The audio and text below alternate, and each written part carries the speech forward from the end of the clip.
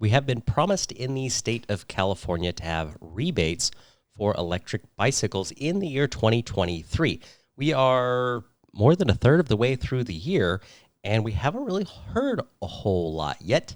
That is until now. That's right. This week, there was a Zoom meeting with calbike.org going over the entire program, where things are at, what the requirements are, and how people are going to apply for it. So I'm going to give you a breakdown of everything that was discussed in this podcast. And welcome back to the Area 13 podcast. This is episode number 2 as far as the video version, but there are well over 100 episodes in audio-only format. Make sure you check all of those out on your favorite podcasting platform. So these are incentives for the state of California, but if there's one thing we've seen before, it's that other states often follow what California does when it comes to green technology, EV technology rebates. So I wouldn't be surprised if you see similar programs started up in other areas. Let's first jump into the stuff you really want to know. How much is the rebate? Do you qualify, and when can you get it? So the base amount is $1,000. There is an additional $750 if it is a cargo or adaptive bike, and there's an additional $250 on top of that if you live in particular disadvantaged communities, qualify as low income under California Bill 1550, or if you're under 225% of the federal poverty level. So basically, you're looking at $1,000 minimum, $1,750 if it's a cargo bike or adaptive bike, or an additional $250, all the way up to basically a total of $2,000 if you meet all of those requirements. Now, for the base requirements, you do have to be 18 years old or older. You have to be under 300% of the federal poverty level as far as income, and this is limited to one per individual. So this is not a household thing. If you have 2 adults, you could get theoretically 2 e-bikes, and both of those would qualify. Just to give you an idea of the income requirements, with a household of 1, that would be an income of $43,000 and change. With 2 people in your household, it's about $59,000. 3 is $74,000. 4 people is $90,000. Those are numbers that are publicly published. You can go look those up. Now, at this point, I have to also point out that none of what I'm about to say is set in stone. This Zoom meeting was to provide kind of the proposed agenda, if you will, and there was a chance for everybody to give feedback. I commented on some things that I had some questions or possible concerns about. Other companies did. So I'm going to share what they proposed, as well as kind of my gist of the feedback that I heard on each of these things from people that commented at the end. So the vouchers cover, of course, electric bikes. They are applicable to class 1, 2, and 3. There was only, I think, one person that opposed to class 3. Most people didn't seem to be bothered by that fact. I'm not. I think class 1, 2, and 3 is perfectly acceptable. In addition to the bikes, it also covers helmets and locks. Now, what they're trying to do is make this program applicable to people who are going to buy the bikes and use them to commute. They really want these to be car replacements. And that's where there was a little bit of a disconnect in the program, because they were saying they wanted it to cover helmets and locks and other safety gear, but then they would not cover visibility clothing. They would not cover bike racks or fenders. Now, that was my main complaint when the comments section came up. I was like, hey, you're trying to get people to use these as car replacements. You have an additional $750 incentive if they're buying a cargo bike, but if it's not a cargo bike, you won't cover the cost of racks or fenders, which really just didn't make sense to me at all, why they were excluding those specific items. Other people brought that up as well. So I'm hoping that they took that feedback and they're going to make a change to that. Also, it doesn't make sense because a lot of bikes just come with racks and fenders, which means the rebate is just going to cover the cost of those anyway. So that's one thing that didn't quite make sense to me. Now, as far as how many people can get the rebate, there is not a set amount. It's simply based on the amount of money that is set aside. So they have $7.5 million available. There is 2.5 million that's set aside for all applicants, no matter what your income status is. And 5 million is set aside for priority applicants. So if you live in one of those disadvantaged communities based on Bill 535, if you are low income, then you are going to take priority. They're going to fill those first up to $5 million. And then the other 2.5 million is for everyone else. Multiple people in the comment part of the meeting brought up that they ran similar programs or were involved in a similar program, either citywide or countywide or in a certain municipality. And they said that this amount of funding is hardly anything for the entire state of California. I mean, you have to remember that we have tens of millions of people that live here. And what they were saying is that with this amount of money, these are going to go extremely fast. They are going to disappear almost instantly. So keep that in mind, that if you really want to take advantage of this program, you're probably going to have to pay attention to this very closely, and you're going to have to act fast. Because again, there's no time limit. It just depends on how quickly the funds are used up. Now, the e-bikes must be brand new. They cannot be applied to used bikes. There was a little bit of kickback on that from a couple of people. I don't think that's going to change personally. I think it's just too complicated if you try and involve used bikes versus new bikes. If it's new and you have e-bike retailers that are part of the program, I think that just makes the whole implementation easier. Some of the other requirements were kind of interesting. They said the bikes must have integrated front and rear lights. Now, I did ask as one of my questions, what does integrated actually mean? Are you talking about just a light that comes on? Are we talking about a brake light? Does this mean the bike just has to come with the light, or does it have to be built into the wiring system of the bike? I didn't get an answer to that question other than there will be documentation that rolls out later with more specifics about what that actually means. Another requirement that I was not expecting, and there was also a fair amount of pushback in the comments from, was that the bike must be fully assembled upon delivery. So what they want is that people can go to a retail bike shop, pick up the bike fully assembled, and it's all ready to go. The retailers, I don't think anybody commented on that. I didn't comment on that. I can understand why they want to do that. But the pushback on that was actually from people that were on the meeting that are in primarily that low income category that want to use this program, because their thoughts were, if you make me have to get a fully assembled bike, you're limiting my options drastically. That means I can't go online. Now, these companies do have to have a presence in California, so that's one stipulation. But they're just saying, I can't order a bike online or have it shipped to my home. They're like, I can assemble it. It's not that hard. People do it every day, all the time. And by eliminating that, you're making us buy a more expensive bike, and then the rebate's not as effective. It'll be interesting to see if that changes or not, because a lot of people brought it up, and a lot of the questions were, why do you even have that as a requirement? I think they were trying to make it a safety thing, like we want the bike to be professionally set up. I don't know where that's going to go. We just have to wait and see what happens. Bikes purchased also have a minimum of a 1-year warranty.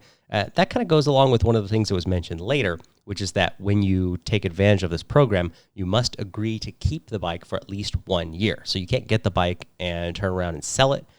I don't know how they're going to actually track that. They probably won't be able to, but you have to agree to that in the terms. And I think that makes total sense with EV rebates in California. They did a similar kind of thing. If you took advantage of one of those, you had to keep the car for a certain amount of time. Now, jumping into one of the bigger issues that was brought up, and many e-bike retailers and also potential customers did not like this, is that they specifically excluded certain types of electric bikes. Now, some of these aren't electric bikes. They said mopeds. Well, that makes perfect sense. A moped is not an electric bicycle by any definition of the law. It fits into a different category. That's not what this program is intended for. But for some reason, they threw in there that full suspension bikes are not eligible. And people had a really big issue with that. The logic behind it was that they didn't want people using this program to go out and buy mountain bikes. They want them to buy commuter bikes. But I brought it up, and many others did, that really doesn't make any sense at all, because there are commuter bikes with full suspension. There are little folding bikes with full suspension. There's so many bikes with full suspension on the market that are not mountain bikes that rule just made absolutely no sense. To me, it looks like somebody who has little to no experience with the e-bike industry put that rule in there.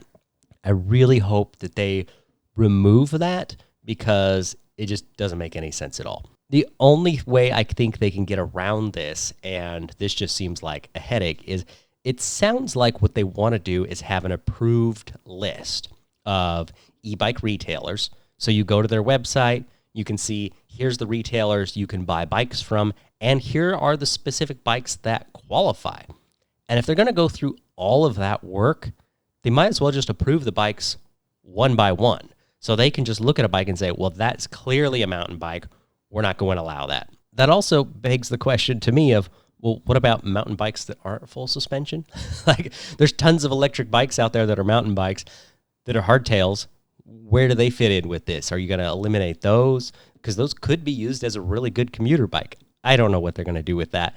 I think they should just get rid of that. It's confusing. It doesn't make any sense.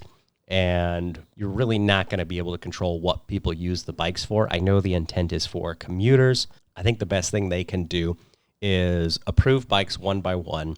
They make a determination. Is this bike approved?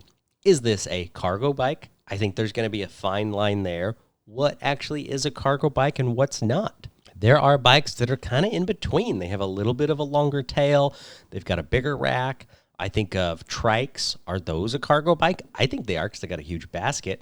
Are they going to consider that a cargo bike? I really have no idea. One of the commenters was a rep from Specialized, and he poked a bunch of holes in all sorts of things, but that was one of his big complaints, is that, hey, full suspension, this just really doesn't make sense. Can we just take this out of there?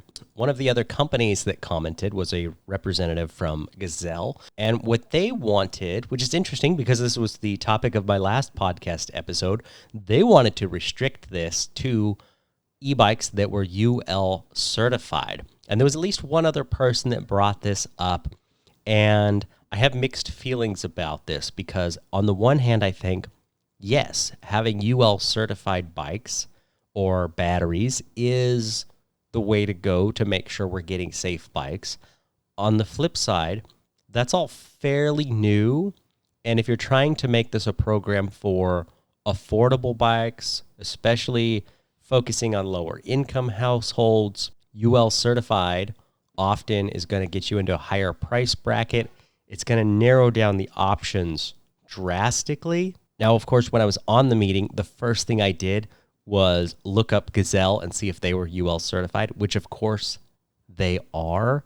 So I think there may have been a little bit of a bias there, that they're like, well, we want people to be able to buy our bikes and eliminate a bunch of the competition. I don't know if that's their motivation, but that was the vibe that I got.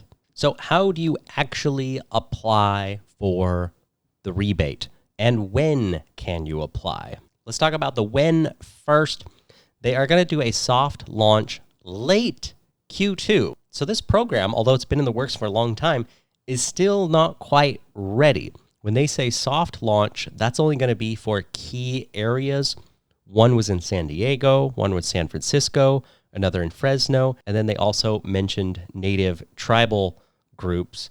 So I'm not sure exactly how that's going to work, but what they're going to do is allocate a small portion of the funds to basically test it out in a few regions and make sure all the bugs and the kinks are worked out before they roll it out to the entire state. So they expect the website to be up in May, which we're coming up in May in just a few days here. They expect this soft launch to happen in June, and then in Q3 of this year, so we're still a few months out, then they're going to try and do the statewide launch. Now, the website, they do have set aside, so this is the number one thing you should take away from this. If you're interested, write this website domain down, go check it out, bookmark it, whatever, and check back regularly to see if it's available for you in your area. And that is ebikeincentives.org.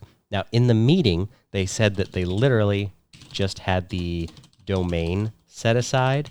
There was nothing there. So I'm typing it in right now, and yeah, I get a WordPress login. So there's literally nothing there. But that is the site, ebikeincentives.org. That's where everything is going to be. And this is going to be the process once it is up and live. First, you're going to create a profile and verify your income, presumably with tax documents or tax statements. The next step is that you're going to find an approved e-bike and approved retailer. So I assume that means I, as a retailer and an e-bike supplier, am probably going to have to reach out to them and get certain models that I sell approved by them so they can show up on their website. Next, they're going to have some sort of e-bike safety and awareness training. I got the impression this was going to be online on their website. I'm not sure exactly what that's going to entail. Is it just going to be like a video you have to watch? Is it a test? I really have no idea, but that's one of the steps to get approved. And then the last step is to receive the approval. And the way it's going to work is you're going to receive a voucher via email, and then you take that voucher and you redeem that at the point of sale. So let's say you want to go to Area 13, you want to come to my shop and buy an e-bike. You're not going to pay full price for the electric bike. You're going to come in with that voucher. I'm going to take that voucher. What I do with it, I have no idea at this point. They didn't even cover that. But I'm basically going to take that voucher and I am going to discount the price of the bike by whatever amount that is. So again, that's going to be $1,000 at a minimum. It could be $1,750 if you're buying a cargo bike or an adaptive bike, or if you also fit into the low income, it could be up to $2,000. Now you might be wondering, well, does that mean I could buy a $2,000 bike if I have a $2,000 voucher and I walk out with a bike for free? And the answer to that is yes, you can. The bike does not have to be more than the cost of the voucher, and there is no minimum cost to the bike, which is something that was talked about in other programs. So you don't actually have to spend anything if you have the right amount for the voucher and you pick the right bike. If you've got a $1,000 voucher and you want to buy a $999 bike, you can do that. I assume you'll probably still have to pay the sales tax. I don't think there's any way around that. But essentially, you're going to get an e-bike for free, or you're just going to get a killer deal on maybe a bike that is a little more expensive than you normally would have bought. One of the things that was mentioned in this part of the meeting was that once you get the voucher, you have 30 days to redeem it. And there was a fair amount of pushback on that item as well. People were like, that's too fast. That's too soon. If you get a voucher, you get approved, you are not going to be able to find the e-bike you want in 30 days in some cases. Now, they did say they would allow a one-time extension. So in theory, you could have up to 60 days. But some people wanted that to just be 60 days or even up to 90 days right from the get-go. I assume the reason they want it to be 30 days is because if you don't use it, it kind of needs to go back into the pool and get used by someone else. They didn't really talk about it in detail, what the limit was there for. That's just my guess. But there is going to be some sort of time limit. So here's the thing. If you want a bike and you want to apply for this program, not only do you have to pay attention to this and sign up really fast when it's available because the funds are going to be extremely limited, but then there's going to be a time limit and you're going to have to go find the bike you want in a fairly short time period. So these are just things I want you to be aware of as this program rolls out. So I will be paying attention to this. I'll be checking in on the website. I will let you know when there is kind of a final decision on some of these unknown items that came up. Probably do another episode on that and walk people through the entire process. But for right now, just write down that website, ebikeincentives.org. And like I said, I would just save that because that is where everything is going to happen. We finally have some information, even though the website's not live, but that's where it's going to be. Thanks again for joining another episode of the Area 13 podcast. There are well over 100 episodes already out. One video episode about UL certified batteries and what exactly that means. So make sure to check those out if you haven't listened already.